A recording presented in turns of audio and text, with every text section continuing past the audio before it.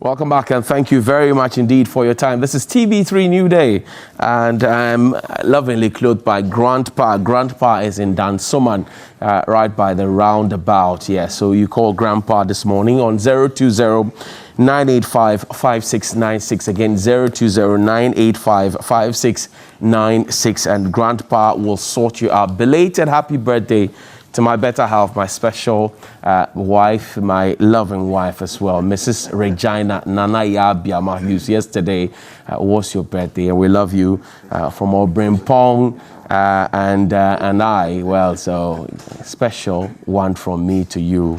The love is deep, and you must enjoy it. Also, a happy birthday to Annabelle Shika Bogo. This is from your father, Nash Bogo. He works here at TV3 as an astute cameraman. You're 6 years today. Happy birthday to you, Annabelle. We pray that your future will be bright and filled with many wonderful experiences as you deserve. May God bless you. Also to Dr. Mrs. Efwa Enchiwa Dankwa Smith of the Lekma Hospital. Dr. Mrs. Efwa Enchiwa Dankwa Smith of the Lekma Hospital. You are my in-law, wife to my nephew, Fifi Dankwa Smith. This is also from your mother-in-law, Mrs. Nana Ama Dankwa Smith. Happy birthday to you, Doctor. May your favor and blessings be in multiples, and may God continually bless you. And also to Ohema Efia Kobi Sewa Ampem. This is from, you are also known as Laurentia Sahene of Okamfuanachi Teaching Hospital. Ohema Efia Kobi Sewa Ampem. It's your birthday today. This is from Senior Blobi Nat Lai, and from all of your friends. May life on the 4th floor be full of God's grace and favor for you. You are 40 years today, as I understand. A belated happy birthday to Mrs. Alberta Kwele Lomofio Boedu of the Bank of Ghana, from your twins and your twin sister as well, Albertina. Cheers and long life to you. This is from Lawrence. And a special good morning to Mr. Peter Ayimbisa, DC of Bongo. Yesterday we met and had a conversation, but that is not for TV and camera. Well, the Supreme newspaper this morning says, alarm blows. Minister introduces new company for Sputnik V contract. Also, surviving poverty and vulnerability. Woman labors hard for sick husband and children. Kumasi residents hunt suspected gay, threatening him with death. And women organization wants Nadmo boss to replace Sir John. Planting for trees policy is best initiative ever. And in Koko Stadium project progresses, first phase to be completed in a year. So they want him to replace Sir John. What is Mr. John Alote doing there? Republic Press. Police begin investigation into breach of COVID-19 safety protocols at Sir John's funeral. Fully loaded cargo trucks, kits of Kwame Nkrumah interchange flyover, and crashes into rails. And I reported this last Friday in the evening. I saw it with my very own eyes how it happened, and it's a real danger. Danger on wheels, Pragya, a neglected epidemic. No insurance on tricycles. Okada accidents increases as Kolebu admits 40 motorcycle emergencies daily. That's heartbreaking and alarming. Abrogate Sputnik V contract immediately. Minority calls on government. The Daily Graphic. Textbooks printing goes local. Minister stresses outside publishing not permitted. Where are the textbooks 2 years on? Plenty talk, no they solve problem. Green Ghana project to be institutionalized, according to Jinapo. He is the Minister for Lands and Natural Resources. Census listing of structures has begun. It began yesterday, actually, and will continue until the day before census night. Also, the Ghanaian Times, 2021 population and houses census, counting of houses begins. And I will entreat all of us to allow for people to get in and enumerate our homes. It's important that we do. Child Rights International adopts GCLMS to monitor child labor in cocoa growing communities. Farmer allegedly kills brother at Kenya C number 2.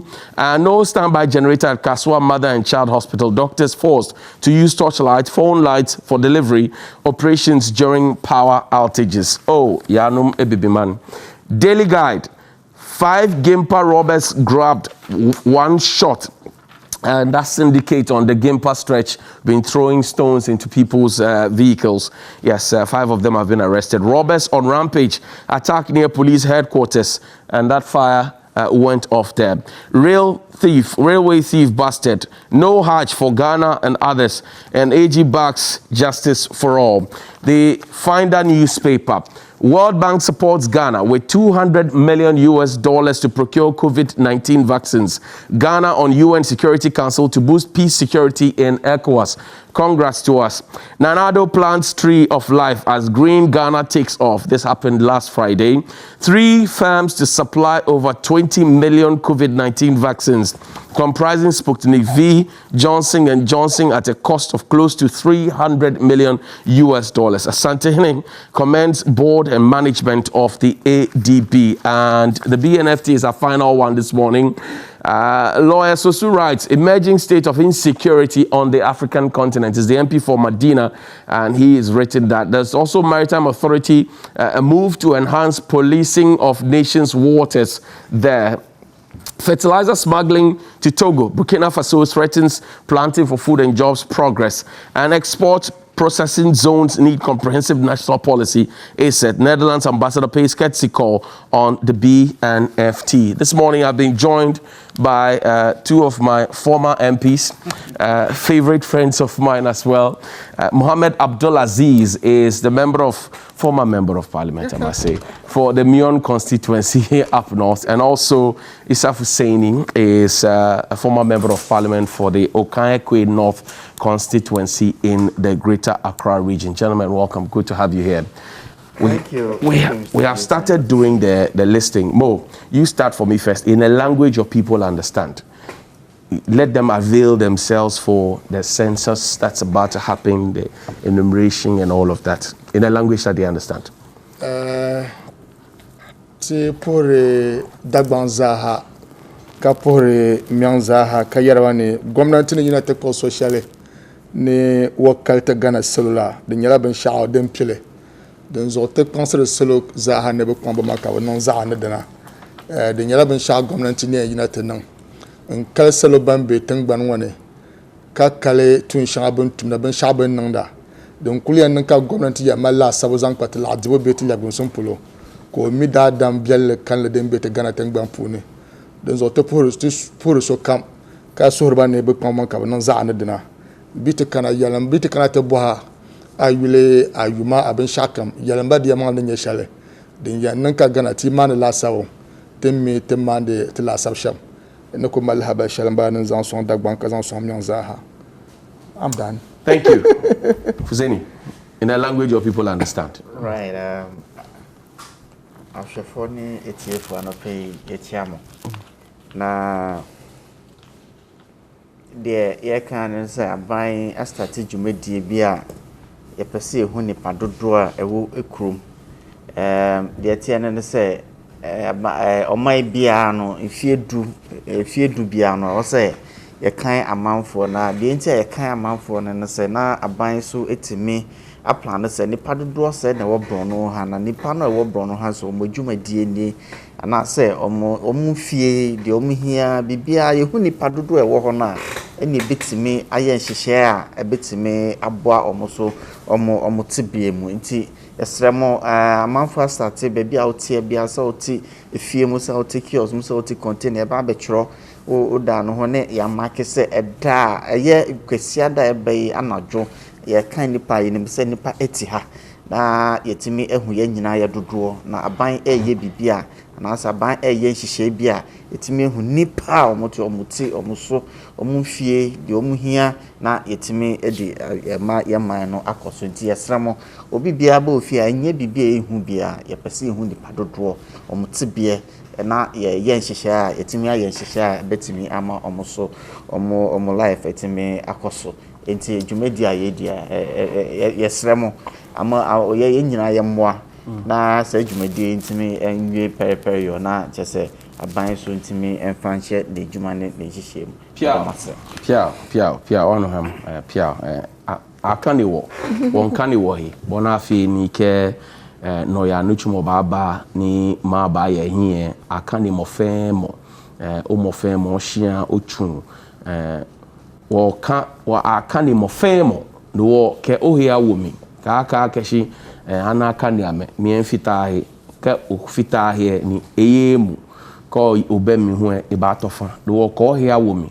megbe na kandebu megbe ko ni otu e ya mark bona fe ni ke aka ni wo fe na ke taflache factory na ke mbabie taflache ke nuchumone ya bie ne ale boni jina ba fele ke aba gbagbe e bie nji aba jenu e bie ni wo ba nunu wo koja na ajowo bo fe boni je ko here wo me ka aka ke shi ama me fio no wo obemi mo fe mo ye me ke Ghana nyojibo pe taflache be oheyemi. And happy birthday to my former friend Lily Mohammed at EIB Network. It's from all of us here on this panel. We wish you, Lily, and also to Nieni. It's your birthday today. Let me start with you more on this one.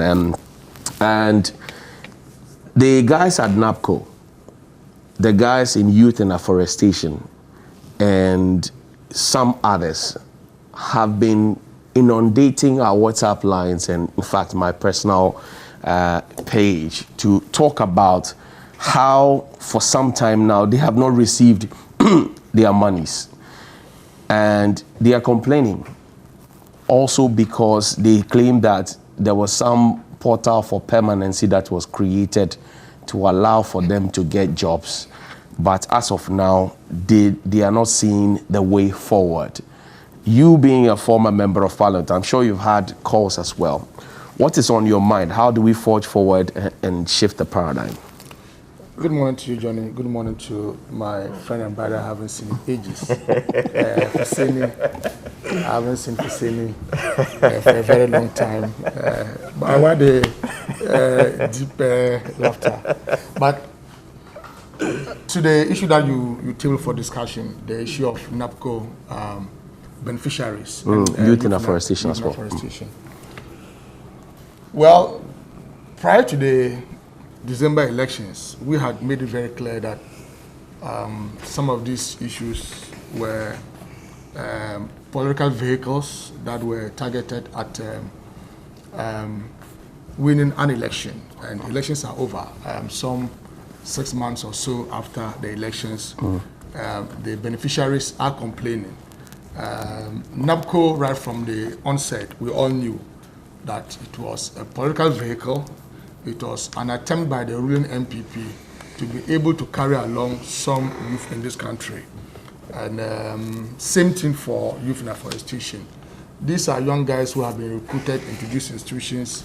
I can't tell for the youth in afforestation, but for NAPCO, we all know that they earn a monthly stipend of some 700 Ghana cedis. Right. We have always maintained that as a country, we need to look at the issue of youth unemployment very seriously.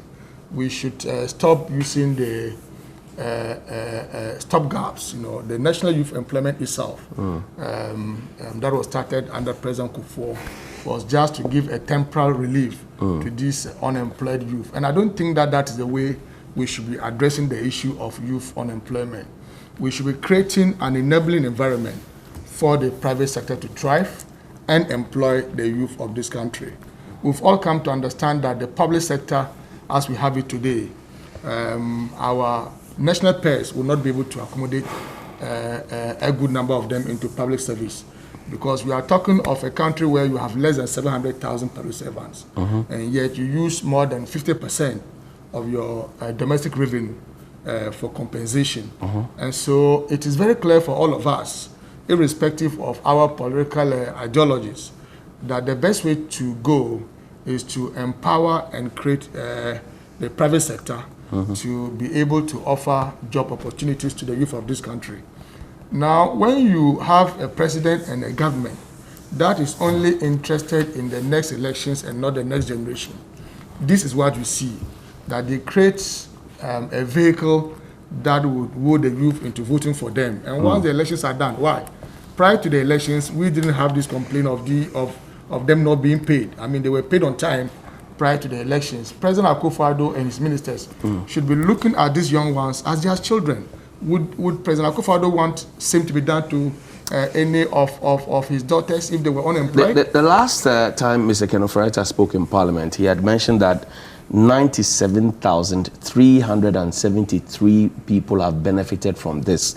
This is a public record.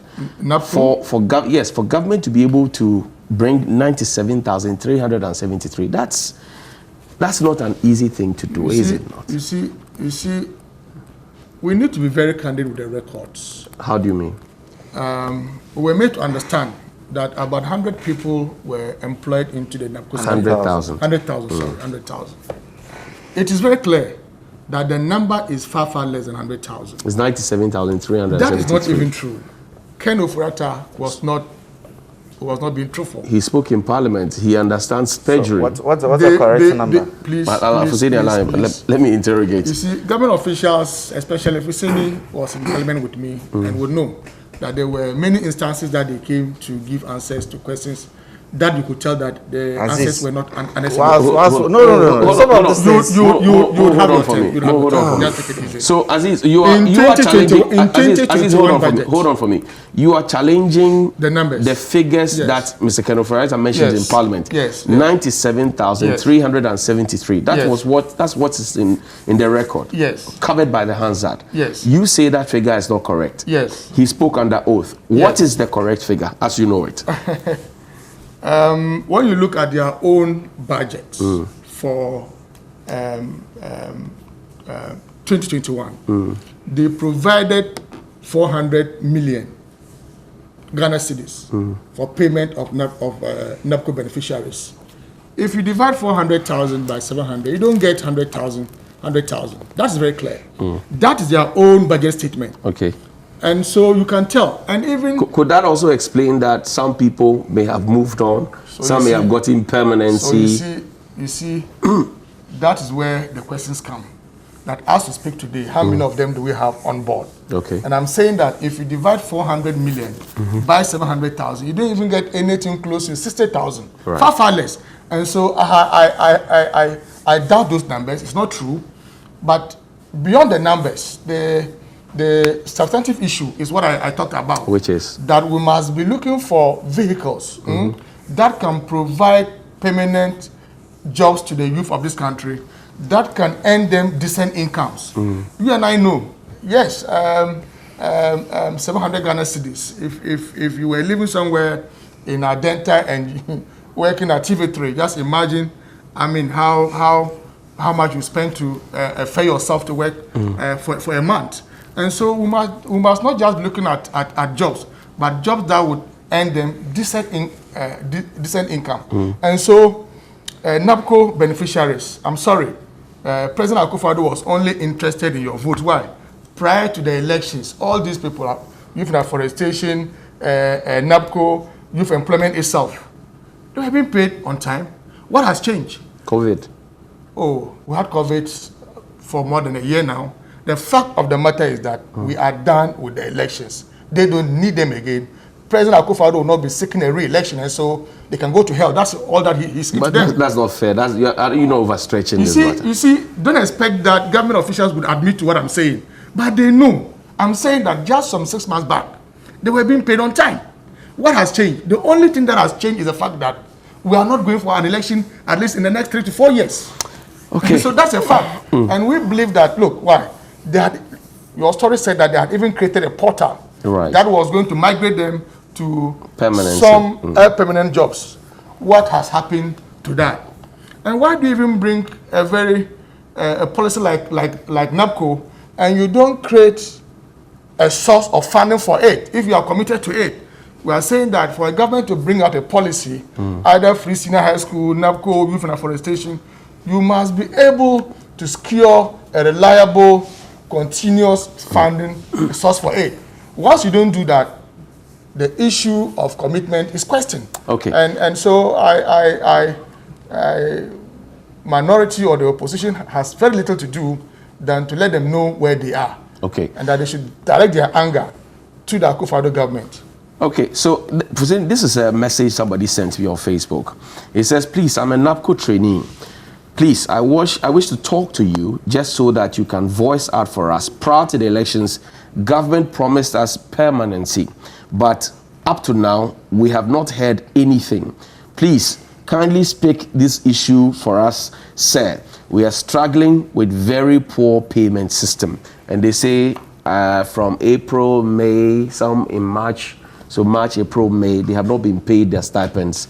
They cannot access the permanency portal that's been opened, and they are struggling to keep body and soul together. What's the answer?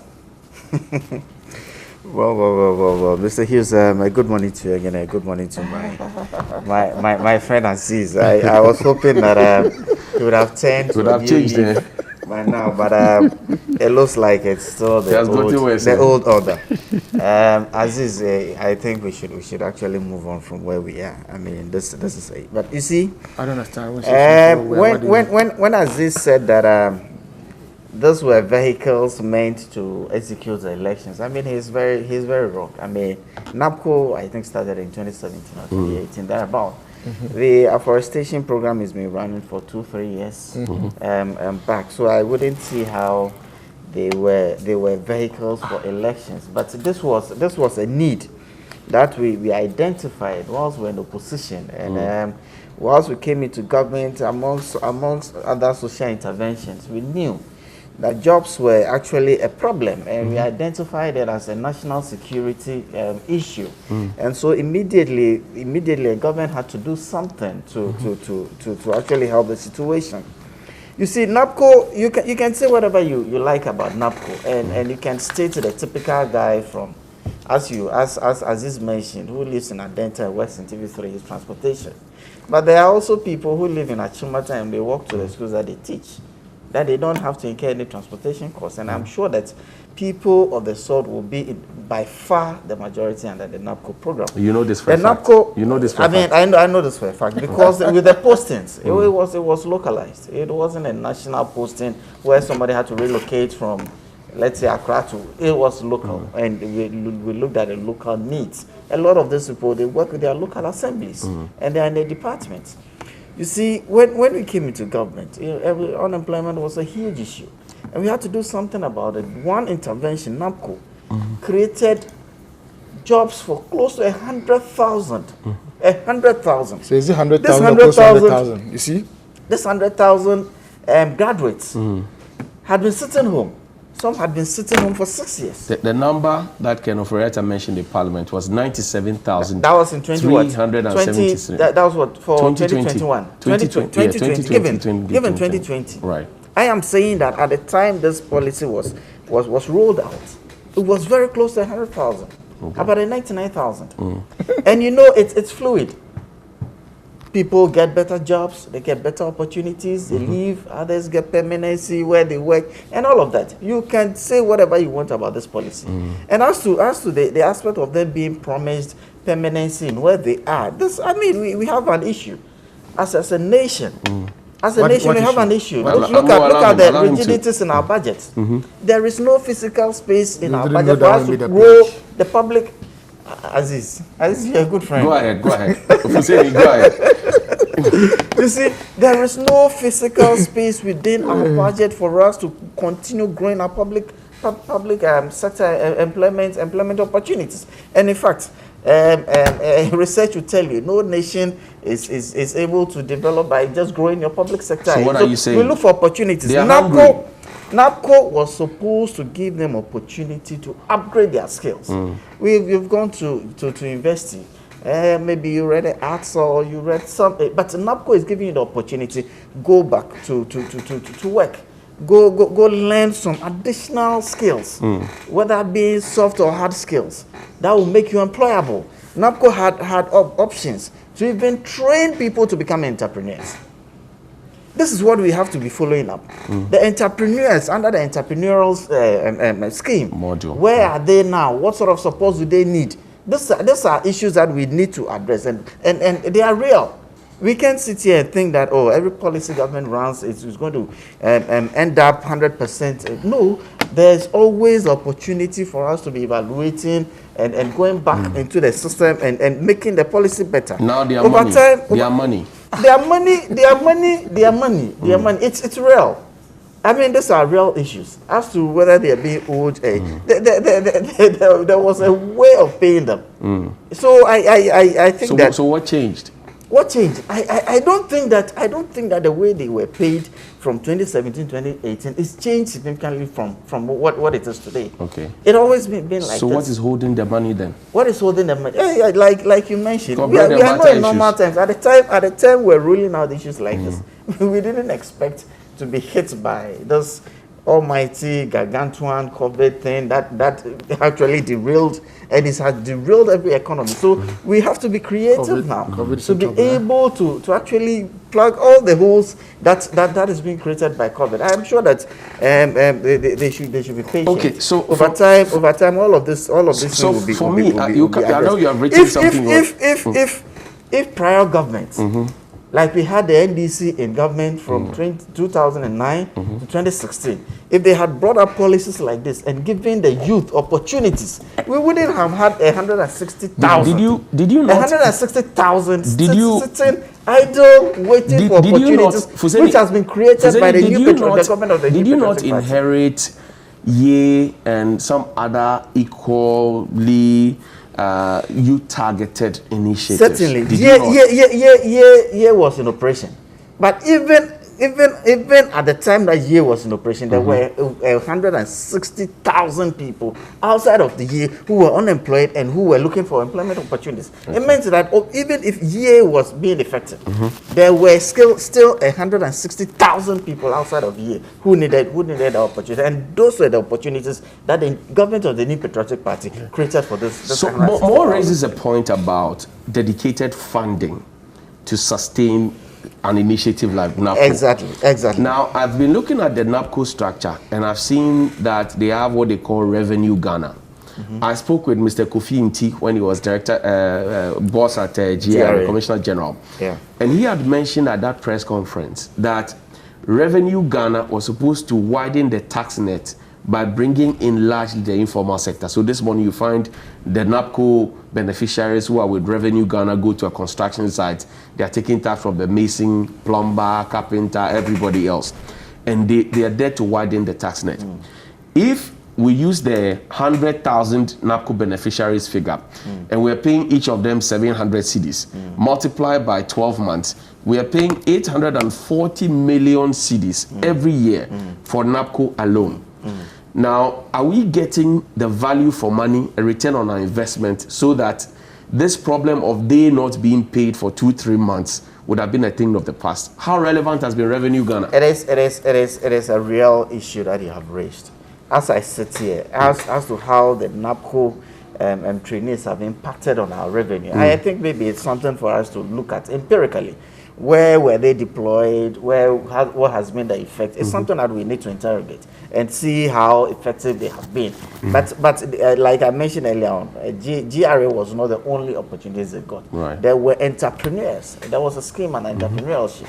There was, I think, it was an IT model. That's there right. was other models. Let's all interrogate these models. Like every policy, we need to evaluate, we need to monitor, we need to relook at it, see where there are shortfalls, where we can actually plug the holes, and where we are doing well, how we can also encourage it. It's a genuine thing that you have raised, and I think that empirically we need to look at the impact. We'll take a minute. How this thing. But you see, just before he comes in, you mentioned about dedicated funding. Right. And it was also a problem for us as a nation. When we came into government in 2017, 3 line items in our budget: the debt and interest payments, and compensation to public sector employees, and transfers to statutory funds, took 99% of all revenues that came to government. It meant that government had to be creative to be able to get extra funds for investment for us to be able to grow the economy. And amongst other things, we passed the capping law, where we capped some of the transfers to the statutory funds to make funds available for us as a nation to decide where our priorities are and how we could grow our economy. So these are some of the innovations we have brought into the management of the economy. If we had not taken steps like this in 2017, only God knows where we would have been, especially with this COVID threatening us at this time. Okay. So we are managing the economy. The economy is growing. Given this, even under those precarious circumstances, and I'm sure over time we should be. Can I get a commitment from you to call Dr. Anyas to see how the NAPCO beneficiaries will be paid maybe Mr. John Alote of the Forestry Commission as well. We have planted trees, but the people who take care of the trees, they are hungry. You see? Oh, let me get a response. Dr. Anyas and Mr. Alote, I'm sure, are doing their very best given the circumstances. Okay. And whether commitment, of course, I won't be able, but Anyas is a good friend. We'll find out what okay, the I hear you. And we hope, hopefully, this thing should be resolved. I hear you. Mo, you see, we have planted trees, but the people who take care of the trees, they are hungry. Fuseni has spoken for a very long time, but he's unable to speak to the issue of whether not paying them for some 6 months or so is wrong. 3 months, actually, not 6 months, please. Oh, Johnny. For you, Johnny. Yes. Trust me, I know a couple of them 6 months who have not been paid since January. I'm telling you for a fact. I'm telling you for a fact. I am telling you for a fact. My colleague Aziz. Yes, I'm telling you for a fact. I'm telling you that I know some of the beneficiaries who have not been paid since the beginning of this year. It is not. And you see, when you create, it is not true. I will say that it is not true. You see. So, Aziz, is there a problem perhaps with some verification or a peculiar situation, an isolated case, that or one is just that one I don't know. Okay. Maybe Dr. Anyas and his staff would know better on that matter. But I'm saying that why? If they were paid on time prior to the elections, and suddenly after the elections were unable to find money to pay them. Changed. Clearly, from where I sit, the only thing that has changed is the fact that we are not going into an election anytime soon, and so they don't care about what happens to these young chaps. But you see, Johnny, when you create such a political vehicle, some of the models were even very laughable. Heal Ghana, teach Ghana, as if to suggest that the teachers who were teaching before NEPCO were teaching Burkina Faso or Ivorians. Teach Ghana, heal Ghana. What does that mean? You see, when you create such a political vehicle without a source of funding, this is where you find yourself. Look, even youth employment. It took the current minority leader, Haruna Idrisu, when he was Minister for Employment, to create a funding source for youth employment. That was where he brought a bill to Parliament to get some 80% of communication service tax to be able to pay beneficiaries of youth employment. And so, if you are dedicated and committed to it, you must do the same. You must be able to create a source of revenue that can pay these young ones. You just don't come and create a political vehicle, win your elections, and you think they can go to hell. That is not fair. And when you talk about your capping policy, why? Despite the fact that 99% or so was used to pay the three item lines, compensation, refinancing our debts, and transfers to statutory institutions, we were still able to do capital investment far more than we are doing. And that's a fact. You were on the finance committee and you know that we were still able to do a lot of capital investment than we are doing today. You were on the finance committee, and you know. And so, if we were using 99% for these three budget lines today, I can tell you. Your government were today, doing capital investments in the declining economy. Oh, that's not true. That's not true, Fuseni. That's not true. Today, I can tell you for sure. Fuseni, are you not doing the same thing? See, no, Johnny, another year of roads. Johnny, just let me land. Just let me land. You are aware. It should reflect in the economic growth. Fuseni, you are aware that it even today, the economic growth. Statutory payments, we are unable to do it. If we are using 99% of our revenue for three items, you are unable to meet your statutory payments. You are aware. Even compensation. Today, we are being told that you borrow to finance Christian high school. You are being told. Oh, yes. By government officials. Okay. By government officials. Let's move that on. you borrow even to finance Christian high school. Let's move on. You have gone to borrow upon all these things. Upon all these things. You probably have the luxury. When you were speaking, I was quiet. Upon all these things, you have gone to borrow. You have gone to borrow about 180 billion Ghana cedis, and yet you cannot boast of any meaningful capital investment. So when it comes to infrastructure and capital investments, you don't come here. You just don't come here. The roads minister says where? You can laugh. Where? The roads minister says we have been constructing roads since 2017. The roads minister, you come to Parliament through your acting finance minister to declare 2021. The majority leader was the one acting. He went to read the budget. he acted as a finance minister. You come to announce the second phase. He came to present the president's budget. He was the government rep. It's not that the budget belongs to the president. He was the government rep at the ministry. There are constitutional arrangements. The budget belongs to the president. Listen, Fuseni. And that the president will select anybody qualified. You can have your time to react to me. But how can you have your time to react? No, but also you Osei Mensah was the government rep as the Minister of Finance. Now you have moved away. Thank you. Now this man comes to Parliament to declare 2021 as the second phase of Year of Roads. Just after the budget, the Roads Minister, Amakwata, comes to tell all of us that for 2021, they were not going to award new contracts. So why do you come to announce second phase of Year of Roads? That we are going to accelerate the construction of roads. This was from your acting finance minister. Okay. Just less than a month ago. There you go again. We don't have to issue new contracts. Deal with the issues. Before that, let me second phase of Year of Roads. Let me just issue this thing. You can laugh at the NAPCO scheme however you want, but there is a gentleman who's been sitting home for 6 years, unemployed after leaving Legon. 6 years unemployed after living. Is that the job you wanted to do? Is that the best option? The problem is that is that the job he's graduated. To do that job. He's not even had opportunity to try his hands at new things. Who knows? As if there was no national service. Through NAPCO, he's going to get opportunity to probably start. As if there was no national service. Through NAPCO, he's going to get opportunity to go back to a classroom, have a first-hand feel of what it takes to teach in a school. He probably had read admin accounting and is looking for a job in the public sector. And a full graduate is supposed to take 700 CDs. Something you have allowed to do. There are no salaries. And these are people who are supposed to earn or learn new skills. So it is not like people who are in full employment who take these are stipends. And I'm glad that when you were introducing the topic, you mentioned stipends. So as to 700, as to 1,000, these are stipends. Let me create a scenario for you. And one of the guys who came into my inbox created this scenario for me. He says he lives in a compound house. He's sharing the room with somebody, and they have to pay annually the rent. It's about 3,000 or 2,400 thereabout for 1 year.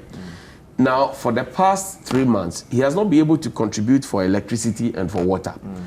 His co-tenant is threatening to kick him out of the room. He doesn't have what to eat, and yet this morning he is expected to go to work. He says he cannot continue like that again. That is their plight out there. So nobody is saying that the initiative is not good, but to the extent that it is the people who are running it, whose figures are being quoted every now and then as an achievement for government, are saying they are not being scratched where they are itching. His situation is rather unfortunate, and it's not unique to him. It's not unique to me. It's a bounce around. There's so many other people who are not on NAPCO. They're doing regular jobs and are in similar situations, right? It is not something that I will be proud of happening to a fellow Ghanaian. But his situation is not unique at all. So he should just say, NAPCO was supposed to give him an opportunity.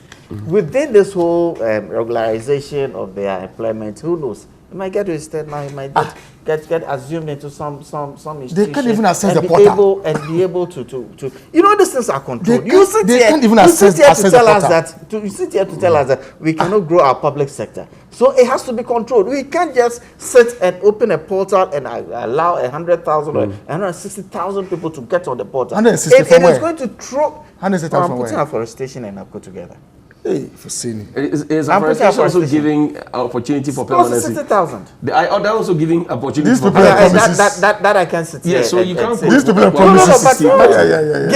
Give it 100,000. No, 97,373. These people are promises. I like to stick with the figures. Give it 97,000. We need to control these processes. So I don't expect So that. why did you I lie don't to them? expect that. Who lied Why to did them? the government lie to them? I know people. Why did the I government lie know to people them? who got on NAPCO, and today they are permanent people working in GRA. Oh, I see. I know people who got on NAPCO and today they are permanent people working either because any or the arms of GRA. So it is not out of the norm. Okay. I'm sure it I hear you. I hear you. Well, so let's take a quick look at this one.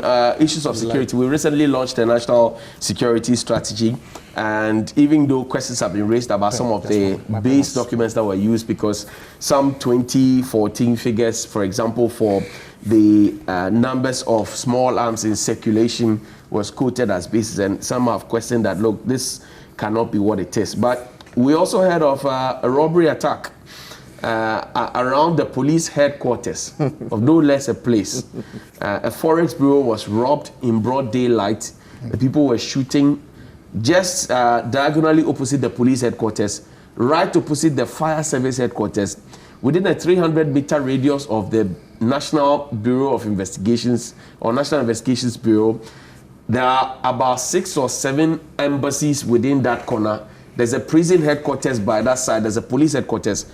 I'm just trying to paint a situation of the key security installations, and if you like to even stretch it, the Flagstaff House.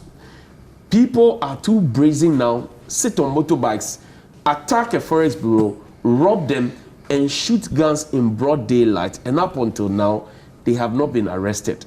But we are told to feel safe and that our security is top-notch. Mo, you are a Ghanaian.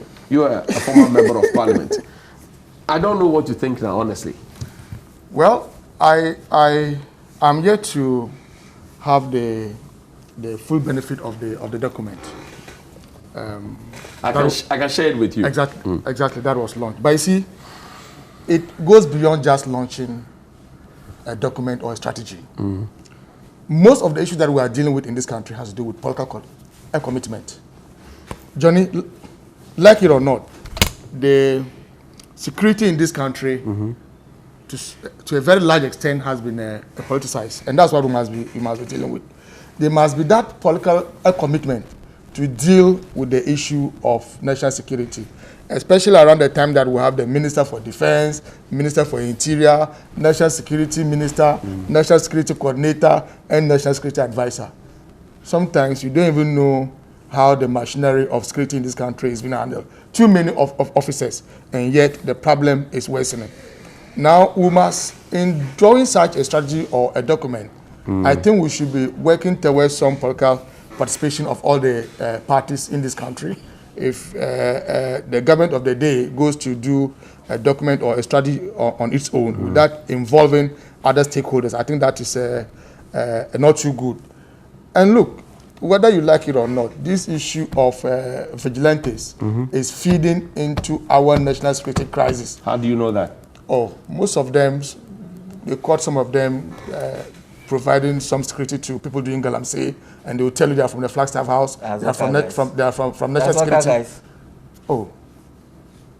And some of them were even seen with Agota phones. And so these were people that were recruited by this regime when they were in opposition to provide them with some security. They made all manner of promises to them. They have not found jobs for them, and they are unleashing terror on all of us. What we need is a political commitment to deal with that issue. And you see, when you provide them with some security, when I say provide them with security, just imagine these boys. That young man who slapped Sam George. Right, double. How on earth would such a character, in broad daylight, slap a sitting member of parliament? A committee is put in place to look into it. Just take it easy. A committee is put in place, a respected statesman of this country, Emily Short, chaired that committee. Commission. A commission. They made very, very far-reaching recommendations, including recommending the prosecution of Double. Our president, who is a lawyer, comes to say that Sam George had provoked... Just a lawyer par excellence. Oh. Go ahead. When he has no classmates in law school. Oh. You don't need to have a let's make progress. You don't need to have a classmate in law school to be a lawyer. Let's address all the issues. Don't distract me. Let's talk about security. Don't distract me. You have a president who is a lawyer, and whose signature states that Sam George provoked Double. and so the slap was justified. If you prove what? If you say you prosecute, no. If you say you prosecute, the president did not say that. Why? Why? That's not what the president said. We don't what did he say? Don't take the bait. Go ahead, please. If you provide such protection and shielding for such criminals, you are only empowering them to do more and more of those things.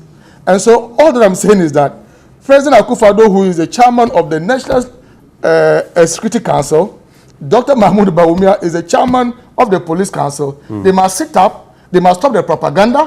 Why? Today, even mobile money vendors are not safe. Online drivers are complaining. The security in this country every day, day in, day out. Can you imagine robbery just in front of the police headquarters? Can you imagine if that had happened under President Mahama? Everything in this country is collapsing. The center cannot hold. You guys would have been on demonstrations. Okay. The center cannot hold. So I'm reading from page 20 of the National Security Strategy document that was launched a few days ago. Even though the question of the 2014 data has come up strongly, and people are asking, so what is the 2020 data? Which should have informed us, and I know that Hussein is a mathematician. So, but it says the illicit flow, proliferation, stockpiling, and circulation of small arms and light weapons pose a serious threat to the fiscal security of the citizenry, and in consequence to the peace, security, and economic development and stability of the country. A 2014 small arms baseline survey conducted in Ghana estimated that 2.3 million small arms made up of foreign and locally manufactured weapons were circulating in the country. The easy transportation of small arms and light weapons across our porous borders in West African sub-region is a source of threat that creates risk to our national security in this regard. The consequence of the uncontrolled availability of the small arms and light weapons on the exacerbation of conflict and violence and crime within our society cannot be overemphasized. Reviewing and augmenting the capacity of the Ghana National Commission on Small Arms and Light Weapons is therefore a key objective of this NSS, for which stakeholder consultations are to be held in order to reshape our collective response and capacity. Now, the Small Arms Commission have been asking to be made an authority, for example, so they can monitor and track. Because according to them, let's say Fuseni gets a gun, registers it, it's supposed to last for maybe a year. Yeah. After that year, nobody checks whether Fuseni has re-registered the gun, what Fuseni's mental health situation is, where Fuseni learned to shoot a gun, and how he has used the gun, whether he's still fit to keep the gun or not. Yeah. And there are too many guns out there in the public hands, more than what perhaps is in the hands of our security. Yeah. And we are all watching. Very sophisticated ones. Hughes, you see, when you read out the policy statement, the 2014 figures that you referred to was the baseline. Right. Was a baseline. They have empirical evidence as of 2014 that this was the number of illegal small arms in circulation. Then again, I'm happy that you also identified the situation within the sub-region. Within the sub-region, such that our security situation, it's a function of what is actually happening within the sub-region. Not too long ago, one of our neighboring countries was a prison break. Right. And there was a lot of speculation that these people, maybe because of the way we are in Ghana and the way they live, they're probably going to feel at home here. So we had to raise an alert to ensure. I'm not too sure whether the reportage of our security issues is actually gotten up there. But as a young person, or even growing up, for me to know where the police headquarters are, the police headquarters has got barbed wires on its fence. Right. And this is a place that is manned 24/7. You see, this is a place that is manned 24/7. There might be a reason why the police headquarters itself is actually got barbed wires. And then my house in Akutima, what do you expect that I do? But you see, our security, the first point of our security is ourselves. Let's be conscious what happens around us. The Forex Bureau that was attacked, I don't get it. They had the Forex Bureau. I'll tell you. They will have a security guard. People came I'll tell you that in other countries within the sub-region, to even enter a banking hall, there's a metal gate and what it takes to enter into a banking hall. In Ghana, you can even just walk into a banking hall and come out like that. We just spent money to invest in CCTV cameras all across the country. It means that we are doing something to help the situation. But the people rode past the security cameras. Today you see the roads. Where are we? You see. Then again, the camera can pick somebody. The camera can even pick a vehicle, a registered vehicle, a number plate.